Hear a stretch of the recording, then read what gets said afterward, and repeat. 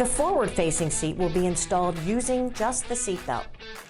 Pull the seatbelt out and thread it through the forward-facing seatbelt guides labeled on the car seat. Buckle to the vehicle and then pull the slack from the opposite side of the car seat. Lock the seatbelt by pulling it all the way out and then retracting back in. Listen for the slight clicking sound to know the belt is locking. Continue this process until the seat is secure and there is no more than 1 inch of movement when pulling the seat side to side. Okay, Adrian, we have that car seat installed nice and tight. It's not moving more than 1 inch when we give it a tug side to side. Are you ready to place your son in the car seat and work on the harness straps?